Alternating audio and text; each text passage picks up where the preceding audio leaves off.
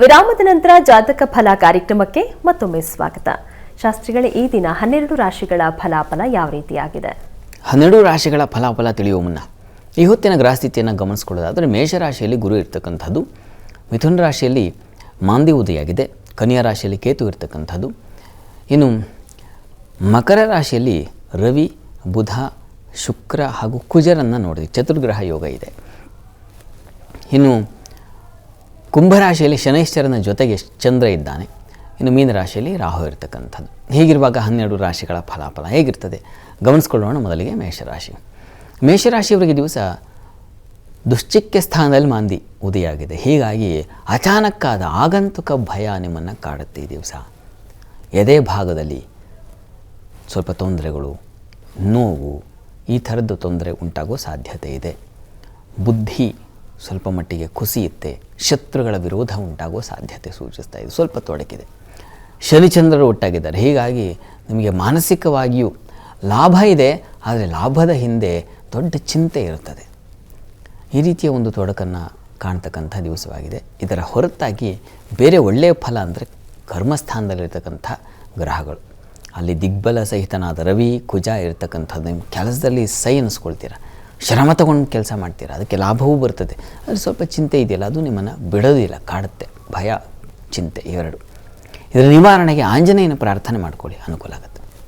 ಇನ್ನು ವೃಷಭ ರಾಶಿಯವರಿಗೆ ನೋಡಿ, ಈ ದಿವಸ ದ್ವಿತೀಯದ ಮಾಂದಿಯಿಂದಾಗಿ ಆಹಾರ ತೊಂದರೆ ಮಾಡ್ಕೊಳ್ತೀರಾ, ಬಾಯಿ ಹುಣ್ಣಾಗೋ ಸಾಧ್ಯತೆ ಇದೆ.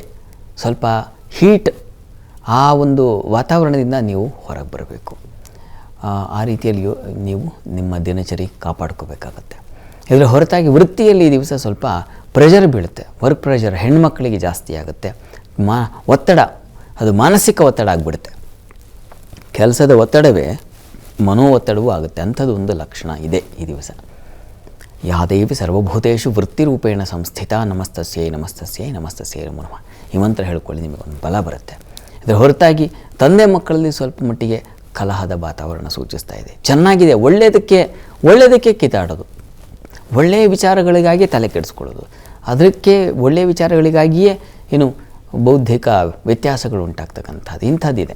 ತೀರಾ ಏನೇನೋ ಕೆಡುಕಿಗಲ್ಲ, ಒಳ್ಳೆಯದಕ್ಕೆ, ಆ ರೀತಿಯಲ್ಲಿ ಸೂಚಿಸ್ತಾ ಇದೆ. ಇದರೆಲ್ಲದರ ನಿವಾರಣೆಗೆ ನರಸಿಂಹ ಪ್ರಾರ್ಥನೆ ಮಾಡ್ಕೊಳ್ಳಿ, ಅನುಕೂಲ ಆಗುತ್ತೆ. ಇನ್ನು ಮಿಥುನ ರಾಶಿಯವರಿಗೆ ದಿವಸ ಆರೋಗ್ಯ ವ್ಯತ್ಯಾಸ ಸೂಚಿಸ್ತಾ ಇದೆ. ಜನ್ಮದ ಮಾಂದಿ ಸ್ವಲ್ಪ ಶಿರೋಭಾಗದಲ್ಲಿ ತೊಂದರೆ, ತಲೆ ಕುಟ್ಟಿಸ್ಕೊಳ್ಳೋದು, ಏಟ್ ಮಾಡ್ಕೊಳ್ಳೋದು, ರಕ್ತ, ಇದನ್ನೆಲ್ಲ ಕಾಣಬೇಕಾಗುತ್ತೆ. ಈ ದಿವಸ ಸ್ವಲ್ಪ ಹುಷಾರಾಗಿ ಓಡಾಡಿ. ಇದರ ಹೊರತಾಗಿ ಈ ದಿವಸ ತಂದೆ ಮಕ್ಕಳಲ್ಲಿ ಸ್ವಲ್ಪ ಮಟ್ಟಿಗೆ ಭಿನ್ನಾಭಿಪ್ರಾಯಗಳು ಬರುತ್ತೆ. ವೃತ್ತಿ ವಿಚಾರದಲ್ಲಿ ಲಾಭ ಇದೆ ಖಂಡಿತ, ವೃತ್ತಿಯ ತೊಡಕು ಖಂಡಿತ ಇಲ್ಲ. ನಿಮಗೆ ಕೆಲಸದಲ್ಲಿ ಸಾಧನೆ, ಅದಕ್ಕೆ ಒಂದು ಫಲ, ಶುಭ ಇತ್ಯಾದಿ ಕಾಣಲಿಕ್ಕೆ ಅವಕಾಶ ಖಂಡಿತ ಇದೆ. ಈ ದಿವಸ ಹಣಕಾಸಿನ ವಿಚಾರದಲ್ಲಿ ಸ್ವಲ್ಪ ಪ್ರಮಾದ ಮಾಡ್ಕೊಳ್ತೀರಾ, ವ್ಯತ್ಯಾಸ ಮಾಡ್ಕೊಳ್ತೀರಾ, ಅಥವಾ ಬರಬೇಕಾದ ಹಣ ಬರೋದಿಲ್ಲ, ವಿಳಂಬವಾಗುತ್ತೆ, ಇಂಥದ್ದು ಸೂಚಿಸ್ತಾ ಇದೆ. ಇದರ ನಿವಾರಣೆಗೆ ಮಹಾಲಕ್ಷ್ಮಿ ಪ್ರಾರ್ಥನೆ, ಮಹಾಲಕ್ಷ್ಮಿ ಸನ್ನಿಧಾನಕ್ಕೆ ಕ್ಷೀರ ಸಮರ್ಪಣೆ ಮಾಡಿ, ಹಾಲಿನ ಸಮರ್ಪಣೆ ಮಾಡಿದರೆ ಒಳ್ಳೆಯದು. ಇನ್ನು ಕರ್ಕಟಕ ರಾಶಿಯವರಿಗೆ ಈ ದಿವಸ ವ್ಯಯ ವಿಪರೀತವಾಗಿರ್ತದೆ. ನಷ್ಟ, ಹಣ ಕಳ್ಕೊಳ್ತೀರಾ, ಖರ್ಚು ಮಾಡ್ಕೊಳ್ತೀರಾ. ಒಂದು ಕಡೆ ಕಳೆದು ಹೋಗುತ್ತೆ, ಒಂದು ಕಡೆ ಖರ್ಚಾಗುತ್ತೆ. ಈ ಎರಡು ಸೇರಿ ಏನಾಗುತ್ತೆ, ಬರೆ, ಗಾಯದ ಮೇಲೆ ಬರೆ ಅಂತಾರ, ಹಾಗಾಗ್ಬಿಡುತ್ತೆ ಈ ದಿವಸ. ಹೆಣ್ಣುಮಕ್ಕಳಿಗೆ ಮಾನಸಿಕ ಒತ್ತಡ, ಖಿನ್ನತೆ, ಮನಸ್ತಾಪ, ಈ ಥರದ್ದೆಲ್ಲ ಇದೆ ಈ ದಿವಸ. ಸಮಾಧಾನ ಬೇಕು. ಯಾದೇವಿ ಸರ್ವಭೂತೇಷು ಶಾಂತಿ ರೂಪೇಣ ಸಂಸ್ಥಿತ ನಮಸ್ತಸ್ಯೈ ನಮಸ್ತಸ್ಯೈ ನಮಸ್ತಸ್ಯೈ ನಮೋ ನಮಃ. ಈ ಮಂತ್ರ ಹೇಳ್ಕೊಂಡ್ರೆ ಸ್ವಲ್ಪ ನಿಮಗೆ ಮಾನಸಿಕವಾಗಿ ಬಲ ಬರುತ್ತೆ. ಜೊತೆಗೆ ವ್ಯವಹಾರದಲ್ಲಿ ತುಂಬ ಚೆನ್ನಾಗಿದೆ. ವ್ಯಾಪಾರಿಗಳು, ಅದರಲ್ಲೂ ಎಲೆಕ್ಟ್ರಾನಿಕ್ಸ್, ಎಲೆಕ್ಟ್ರಿಕಲ್, ಪೆಟ್ರೋಲಿಯಂ, ಇಂಥ ಧಾತು ಸಂಬಂಧಿ, ಲೋಹ ಸಂಬಂಧಿ ಇವೆಲ್ಲ ತುಂಬ ಚೆನ್ನಾಗಿದೆ. ಮತ್ತು ಔಷಧ ವ್ಯಾಪಾರ, ಮೆಡಿಕಲ್ ಫೀಲ್ಡು, ಪೊಲೀಸ್ನವ್ರಿಗೆ ಅಂದರೆ ಆರಕ್ಷಕ ಠಾಣೆ, ಆ ಸಂಬಂಧಿ ಕೆಲಸ ಮಾಡೋರಿಗೆಲ್ಲರೂ ತುಂಬ ಚೆನ್ನಾಗಿದೆ. ಅವರಿಗೆಲ್ಲ ಕೆಲವರಿಗೆ ಚೆನ್ನಾಗಿದೆ. ಈ ದಿವಸ ಅಮ್ಮನವ್ರ ಪ್ರಾರ್ಥನೆ, ಅದು ನಿಮಗೆ ತುಂಬ ಸಹಾಯವಾಗುತ್ತೆ. ಇನ್ನು ಸಿಂಹರಾಶಿಯವರಿಗೆ ಈ ದಿವಸ ಲಾಭದಾಯಕ ದಿನ.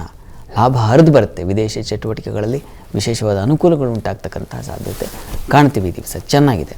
ವ್ಯಾಪಾರಿಗಳಿಗೂ ಅಷ್ಟೇ, ಅದರಲ್ಲೂ ಈ ಕನ್ಸ್ಟ್ರಕ್ಷನ್ ಫೀಲ್ಡ್ ವ್ಯಾಪಾರಿಗಳಿಗೆ ತುಂಬ ಚೆನ್ನಾಗಿದೆ. ಈ ಸ್ತ್ರೀಯರಿಗೆ ವ್ಯಯ ಇದೆ. ಆಪ್ತರಿಗಾಗಿ, ಸಂಗಾತಿಗಾಗಿ, ಇಷ್ಟಪಟ್ಟವರಿಗಾಗಿ ಸ್ವಲ್ಪ ಏನೋ ಉಡುಗೊರೆ ಕೊಡಿಸೋದು, ಮತ್ತೊಂದು ಈ ಥರದ್ದು ಆ ರೀತಿಯಲ್ಲಿ ಖರ್ಚು ಉಂಟಾಗುವ ಸಾಧ್ಯತೆಯು ಸೂಚಿಸ್ತಾ ಇದೆ. ಅದರ ಹೊರತಾಗಿ ಶತ್ರುಗಳನ್ನು ಗೆಲ್ತಕ್ಕಂಥದ್ದು, ವಿರೋಧಗಳು ದೂರ ಆಗ್ತಕ್ಕಂಥದ್ದು ಇತ್ಯಾದಿ ಎಲ್ಲ ಶುಭ ಚೆನ್ನಾಗಿದೆ. ಯೋಚನೆ ಬೇಡ, ಹೆಚ್ಚಿನ ಶುಭ ಫಲ ಇದೆ. ಪ್ರಾರ್ಥನೆಗೆ ದಿವಸ ಈ ದಿವಸ ಅಮ್ಮನವರ ಸನ್ನಿಧಾನಕ್ಕೆ ನೀವು ಕೂಡ ಸ್ವಲ್ಪ ಅಕ್ಕಿ ದಾನ ಮಾಡಿದ್ರೆ ಬಹಳ ಒಳ್ಳೆಯದು. ಇನ್ನು ಕನ್ಯಾ ರಾಶಿ, ಕನ್ಯಾ ರಾಶಿಯವರಿಗೆ ದಿವಸ ವೃತ್ತಿಯಲ್ಲಿ ಕಿರಿಕಿರಿ ಆಗುತ್ತೆ.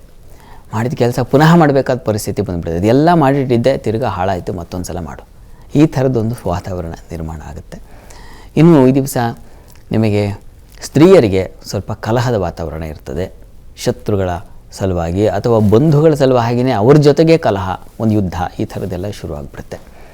ವಾಗ್ಯುದ್ಧ ಅಂತೀವಲ್ಲ ಆ ರೀತಿಯಲ್ಲಿ. ಜೊತೆಗೆ ಈ ದಿವಸ ಬುದ್ಧಿಸ್ಥಾನ ಚೆನ್ನಾಗಿದೆ. ಸ್ವಲ್ಪ ತೀವ್ರವಾಗಿ ತೀಕ್ಷ್ಣವಾಗಿ ಯೋಚನೆ ಮಾಡ್ತೀರಾ, ಸ್ವಲ್ಪ ಕಠಿಣ ನಿರ್ಧಾರ ತೆಗೆದುಕೊಳ್ತೀರಾ ಈ ದಿವಸ. ಹಾಗಾಗಿ ಅದರಿಂದ ನಿಮಗೆ ಪೆಟ್ಟುಬೀಳೋ ಸಾಧ್ಯತೆ ಕೂಡ ಇರುತ್ತದೆ. ಕೆಲವೊಮ್ಮೆ ನಿರ್ಧಾರ ಹಾಗೆ ಮಾಡಬೇಕಾಗತ್ತೆ ಒಳ್ಳೆಯದಕ್ಕಾಗಿ, ಅಂಥ ನಿರ್ಣಯ ತೆಗೆದುಕೊಳ್ಳಿ, ತೊಂದರೆ ಇಲ್ಲ. ಆದರೆ ಈ ದಿವಸ ನರಸಿಂಹ ಪ್ರಾರ್ಥನೆ ತಪ್ಪದೇ ಮಾಡಿ, ಅದರಿಂದ ಅನುಕೂಲ ಆಗುತ್ತೆ. ನರಸಿಂಹ ಸನ್ನಿಧಾನದಲ್ಲಿ ತುಳಸಿ ಅರ್ಚನೆ ಮಾಡಿಸಿ, ತುಂಬ ಸಹಾಯವಾಗುತ್ತೆ, ವೃತ್ತಿಗೆಲ್ಲ ಅನುಕೂಲ ಆಗುತ್ತೆ. ಸರಿ ಶಾಸ್ತ್ರಿಗಳೇ, ಇನ್ನುಳಿದ ರಾಶಿಗಳ ಬಗ್ಗೆ ಮಾಹಿತಿಯನ್ನು ಕೇಳಿ ಪಡೆದುಕೊಳ್ತೀನಿ. ವೀಕ್ಷಕರೇ, ಇನ್ನುಳಿದ ರಾಶಿಗಳ ಫಲಾಫಲ ವಿರಾಮದ ನಂತರ.